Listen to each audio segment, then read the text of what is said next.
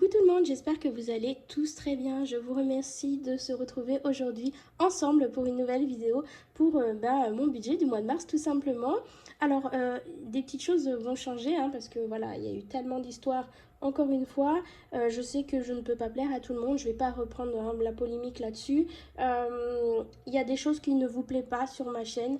Eh bien, j'en suis désolée, mais voilà, c'est ma façon d'être. Elle s'appelle Naturel Angel. Je suis comme je suis. Je vous explique comme je fais mon budget, comment je procède au quotidien. Je ne vous cache rien. Quand il y a quelque chose qui va ou qui va pas, je vous le dis. Je ne vais pas changer. Je resterai comme je suis. Alors, en déplaise à certains, eh bien, je comprends. Beaucoup ont déjà pris la poudre d'escampette et ont quitté ma chaîne YouTube, mais c'est pas grave. Voilà, c'est comme ça. C'est que ces personnes ne devaient pas rester et il me reste que les meilleurs. Donc, merci beaucoup à vous tous d'être encore là à me suivre et j'espère que d'autres personnes bienveillantes arriveront. D'ailleurs, si tu viens d'arriver, je te remercie. Bienvenue sur la chaîne. Si tout, par contre, tu ne viens à me découvrir, eh bien voilà, moi c'est Angélique, j'ai 39 ans. Je suis maman de 3 enfants, je suis maman solo. On va voir ensemble eh bien, aujourd'hui mon budget du mois de mars. Par contre, eh bien, effectivement, comme beaucoup me l'ont fait remarquer, au début de mes vidéos, avant, je présentais mon budget mensuel et mes charges fixes. Je ne savais pas qu'au jour d'aujourd'hui, c'était tellement important pour vous de savoir combien gagne un tel et un tel. On ne peut pas se comparer là encore. Je ne comprends pas cette frénésie de vouloir savoir combien je gagne, combien je touche en aide, combien je paye en charge, etc. Parce qu'au final, on n'a jamais la même chose. Voilà. Alors, non, je suis désolée, je remontrerai pas mes revenus. C'est pas que j'ai quelque chose à cacher, loin de là, pas du tout. C'est juste que pour moi, ce n'est pas le but. Le but, c'est de voir combien j'attribue à mes enveloppes du quotidien, qu'est-ce qu'il me reste en fin de semaine et par rapport à ma composition familiale, comment je gère, comment je fais, etc. Alors certes, je ne suis pas comme certaines youtubeuses à rentrer dans le détail de chaque semaine. Voilà, en alimentation, j'ai dépensé ci dans tel magasin, ça dans... Parce que ça fait des années et des années et des années que moi je fais ce processus-là et que maintenant je n'ai plus le besoin. Moi, l'avantage au jour d'aujourd'hui, c'est que je vais à l'essentiel, c'est que je sais qu'il me reste tant dans mon alimentation, ça va aller en épargne, point. C'est tout. Je n'ai plus besoin de savoir ah bah j'ai à Leclerc j'ai dépensé 40 euros et 5 centimes, à Lidl j'ai dépensé... Non, moi au jour d'aujourd'hui ça ne m'intéresse pas. C'est pour ça que je n'ai plus de tracker dans mes enveloppes, dans mon portefeuille. Je vais simplement à l'essentiel, j'achète ce qu'il me faut, uniquement ce qu'il me faut. Je vais essayer d'éviter les achats superflus et ce qui va me rester dans mes enveloppes, et bah, ça ira tout simplement en fin de semaine en économie. Alors je sais que ça ne peut pas plaire à beaucoup de personnes et si ce système, comment moi je procède, ne te convient pas, eh bien j'en suis désolée. Écoute, va voir d'autres chaînes où eux mettent tout à jour sur YouTube. Si toi tu as besoin vraiment de savoir tout exactement au centime près, dans quel magasin ou dans quel achat ça a été fait, je peux le comprendre, moi j'y étais comme ça au tout début, mais au jour d'aujourd'hui, avec le recul que j'ai, eh bien non, ça ne m'intéresse plus. Donc c'est pour ça que je n'ai plus tous ces outils que j'utilisais avant et que peut-être vous en commençant, qui est très important par contre, ça je le rappelle, en début de mise en place des enveloppes, c'est très important de suivre sur des trackers les dépenses que vous effectuez au quotidien pour justement savoir eh bien, si on a mis le bon montant dans chaque enveloppe. Mais moi aujourd'hui ce n'est plus le cas, donc je suis désolée si du coup ma chaîne ne vous convient pas par rapport à ça parce que vous ne vous retrouvez pas dans votre organisation du quotidien parce que moi j'ai simplifié au maximum mon organisation tout simplement. Et puis cela m'évite aussi de devoir répondre à des commentaires pourquoi tu n'as que tant d'EDF, pourquoi tu n'as que tant de CAF, pourquoi tu as autant de CAF, pourquoi tu as que ça en frais de banque, pourquoi tu as que un si petit forfait en téléphone ou pourquoi tu payes autant. Franchement, on ne peut pas être tous pareils et c'est ça que je ne comprends pas, que vous ne comprenez pas pour certains, c'est qu'on n'a pas tous les mêmes besoins, on n'a pas tous les mêmes charges, on n'a pas tous la même composition familiale. Le but simplement au jour d'aujourd'hui, eh bien quand on fait le système des enveloppes, c'est de par exemple, si vous aussi, vous avez une composition de 4 personnes ou de 3 personnes dans le foyer et que votre budget on peut se rapprocher au mien, et bien de voir ensemble, et bien pourquoi vous peut-être vous dépensez plus, ou peut-être pourquoi moi. Alors je vais essayer de donner un peu plus de clarté au niveau de mes achats alimentaires, parce que c'est ça vraiment qui vous intéresse le plus, parce que je ne fais plus de retour course. Donc j'essaierai de vous donner un peu plus de clarté dans les prochaines vidéos. Par rapport à ce point-là, mais voilà, parce que c'est vraiment ce point-là qui vous intéresse, c'est le côté alimentation qui aujourd'hui avec l'inflation, eh bien, vous pose beaucoup de questions. Donc, on va voir ensemble mon budget du mois de mars. Alors, une fois que j'ai déduit eh bien, mes charges fixes de mes rentrées d'argent, eh bien, alors j'espère qu'on va pas, pas trop me voir et que vous allez voir correctement, il me reste 1035 € 37. Alors ça peut paraître énorme pour beaucoup, je l'entends bien, hein, on n'a pas tous la même composition, comme je vous dis, au niveau des revenus, au niveau des charges. On va voir donc dans mes enveloppes du quotidien. Alors ma première enveloppe principale, c'est donc l'alimentation. C'est celle qui me coûte le plus chaque mois. Quand c'est des semaines, quand c'est des mois à 5 semaines, eh bien j'essaye de faire des enveloppes à 80 € par semaine. Là pour moi le mois de mars c'est un mois à 4 semaines, donc du coup c'est 100 € par semaine, donc du coup j'ai prévu 400 € pour cette enveloppe là. Ensuite, il y a le carburant. Donc je pense que peut-être les mois à venir, je vais réduire parce que il s'avère que je me déplace beaucoup moins qu'avant. Mais j'ai gardé le même montant parce qu'il s'avère que des fois, oui, pour des sorties ou autres, mais je pense que je réduirai cette enveloppe-là. Enfin, je sais pas, parce qu'avec l'augmentation, tout ça, je ne sais pas trop. Mais en attendant, c'est 100 € par mois que j'attribue dans le carburant. Ensuite, il y a la santé. Alors la santé, je mets 20 € dans mon enveloppe. Ça c'est si vraiment on a besoin eh bien, de faire un petit achat d'Oliprane, ou que sais-je, je sais pas, un truc qui n'est pas remboursé forcément par la CPAM et la sécurité sociale. Euh, N'importe quoi, par la mutuelle. Alors au jour d'aujourd'hui, je suis maman solo, je n'ai plus de mutuelle comme tout le monde. Ma mutuelle à moi aujourd'hui, c'est la CPAM. C'est pas la CMU, c'est encore un autre nom. Étant du fait que je suis en congé parental, eh bien on a fait une étude pour savoir si je pouvais prendre cette complémentaire santé solidaire, je crois que ça s'appelle maintenant. Et donc j'y ai droit, donc moi ma sécu et ma mutuelle, et ben c'est la CPM, voilà. Donc du coup ça réduit énormément aussi mes charges de mutuelle.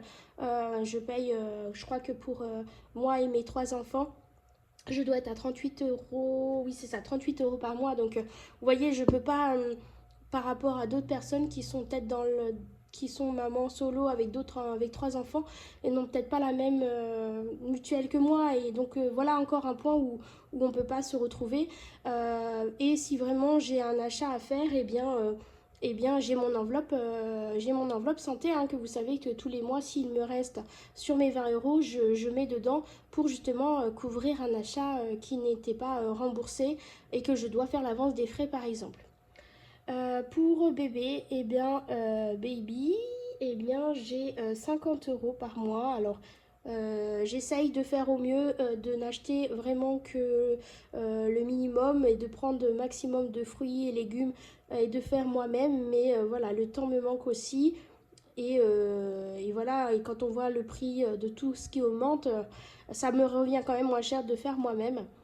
Mais j'espère que les 50 € vont me suffire, on verra. Ensuite, il y a mon fils et ma fille, donc je mets enfant pour simplifier.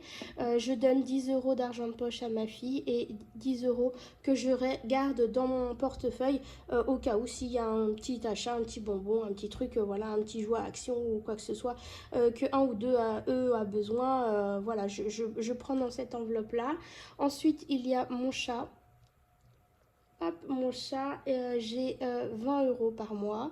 Alors, je m'en sers uniquement pour les croquettes, la litière. La litière, en fait, moi, j'utilise pas de litière, j'utilise du pelé pour la litière, ce qui est beaucoup plus économique et plus naturel pour moi, enfin, personnellement. Après, chacun fait ce qu'il veut.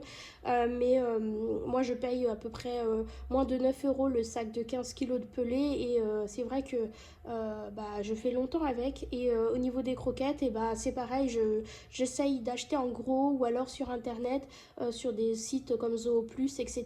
Je prends d'ailleurs souvent par Poulpeo où j'ai du coup un cashback et ça monte petit à petit et c'est pour ça que des fois j'utilise pas la totalité ici parce que bah, j'utilise aussi ma cagnotte Poulpeo dessus pour acheter aussi pour lui parce que la plupart du temps les achats que je fais sur internet c'est uniquement pour mon chat. Et j'ai remis en place une petite enveloppe shopping, voilà, pour bah, tout simplement pour avoir un peu d'argent sur moi si et que je n'ai pas à puiser dans une autre enveloppe, par exemple pour un timbre, je sais pas, une baguette ou un truc, voilà, un roule de scotch ou je ne sais pas quoi, un petit plaisir à action. Voilà, au moins j'ai toujours 20 euros là-dessus avec moi pour pouvoir bien, constituer un petit achat de plaisir sans que je prenne dans une autre enveloppe. Allez, bon là on va déjà remplir cette partie-là dans mon portefeuille et on se retrouve après pour le reste des enveloppes. Alors, on se retrouve face au bureau du coup pour faire le remplissage de mes enveloppes du quotidien et on fera ensuite le remplissage de mes épargnes. Donc, dans un premier temps, on va faire l'alimentation. Donc, ce mois de mars pour moi, c'est une semaine à un mois à 4 semaines, donc c'est 100 euros par semaine. Donc 100, une semaine, 2 semaines, 3 semaines et 4 semaines. Donc les 3 autres semaines vont aller ici dans mon classeur du mois.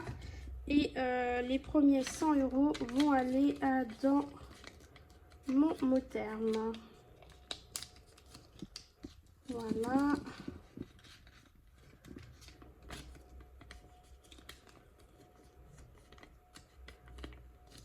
Hop. Ensuite, j'ai 100 euros aussi pour le gasoil pour le mois. Donc, je vais mettre 50 euros ici parce qu'il va falloir que je fasse le plein. Et je vais mettre 50 euros aussi dans mon classeur du mois. Voilà.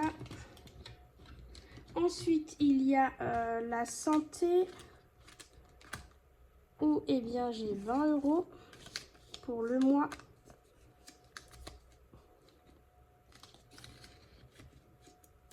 Mon chat, c'est 20 euros aussi pour le mois.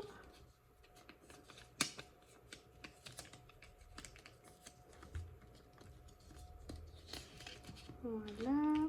Donc santé, alimentation, c'est bon. Enfant, eh ben c'est 50 euros pour Ilina.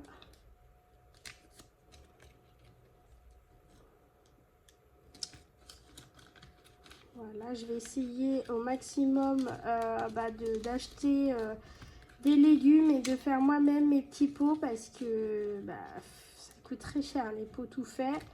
Magasin Action, eh bien c'est 20 euros pour le mois si vraiment j'ai besoin de faire un petit achat. Il me reste 10 euros, ça c'est pour mon loulou, donc je vais mettre en enfant aussi. Hop, ça c'est au cas où si mon fils me réclame un petit quelque chose, eh bien je le mets ici. Voilà, comme ça au moins c'est là avec l'argent de Ilina pour enfant du coup. Et cela, eh bien c'est les 10 euros pour mon aîné. Voilà, donc en ce qui concerne mon mot terme, c'est bon, il est prêt pour mon mois de mars. Et puis on se retrouve pour le remplissage des enveloppes épargnes. Donc voilà, là on vient de faire le remplissage de mes enveloppes du quotidien. Maintenant on va passer à mes enveloppes de mes épargnes. Donc il faut savoir que j'ai oublié de le faire avec vous tout à l'heure. Si j'additionne ici, hein, j'ai un petit pense-bête là sur le côté. La totalité ici, eh bien j'en ai pour 630 euros. Donc si je fais les 1035 euros 37 moins les 630 euros, il me reste 405,37 €. Voilà, donc ensuite, je vais donc remplir mes épargnes. Donc ma première épargne, si je peux me permettre, eh bien ce sont mes enfants, donc c'est 10 euros, non c'est 20 euros chacun, et si vraiment je peux pas, c'est 10 euros. Donc là du coup, eh bien j'en ai 3, ça fait 60 euros pour mes enfants. Donc on va faire ensemble, moins 60 euros, il me reste 345,37 €. Ensuite, je vais faire l'enveloppe de Noël, donc je vais mettre 70 euros, qui me fait 275,37 € encore à répartir. Je vais faire les anniversaires, où je vais mettre 50 euros. Il me reste 225,37 €. Ensuite, je vais me mettre mon petit achat plaisir pour moi, hein. Il faut toujours aussi se faire plaisir. Donc je ne sais pas encore ce que je vais m'acheter avec mon enveloppe, mais je la laisse monter petit à petit. Si je vois quelque chose, si j'ai un besoin, bah, j'irai prendre dedans. Donc au moins 20 euros, il me reste 205,37 €. Disneyland, pareil, je vais mettre 20 euros. Moins 20 euros, il me reste 185,37 €. Et ma dernière enveloppe, c'est l'assurance pour ma voiture et la maison à l'année. Je vais mettre 50 euros. Ce qui me fait, une fois que j'ai tout déduit ici en solde, 135,37 €. Alors vous allez me dire, j'aurais pu remettre aussi de l'argent dans une autre épargne. Oui, mais je préfère toujours avoir un peu d'argent ici au cas où, on ne sait jamais, hein, quelque chose que j'ai mal calculé ou voilà, un truc de dernière minute. On ne sait jamais, voilà, si à la fin du mois par contre, eh bien, je suis vraiment à 135,37 €, eh bien ça, je le réinjecte avec mon budget pour le mois d'avril, hein, ça, il n'y a pas de souci.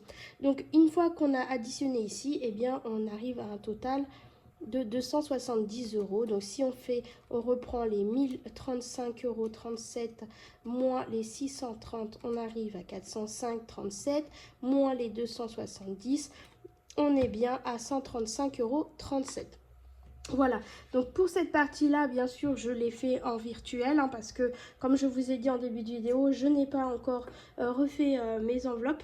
Elles sont là, hein. Mon petit classeur attend ici sagement avec mes enveloppes, mais j'ai pas eu le temps encore de faire mon vinyle. Mais bon, je pense que pour la prochaine vidéo où je ferai un remplissage de mes épargnes, hein, donc ça sera pour le mois d'avril du coup, eh bien je prendrai d'anciennes enveloppes pour pouvoir le faire avec vous, parce que c'est vrai que vous préférez quand même voir la manipulation des billets et le remplissage des enveloppes, et moi aussi, que de voir simplement des chiffres sur une feuille. Voilà, donc j'espère que cette petite vidéo de remplissage pour le mois vous aura plu. J'espère que malgré tout, par rapport à ma façon de faire mes enveloppes, etc., mon organisation, bah, ça continue à vous plaire. N'hésite pas à me mettre un petit commentaire, ça fait toujours plaisir. En attendant, je vous fais plein de gros bisous et on se retrouve très bientôt pour une nouvelle vidéo.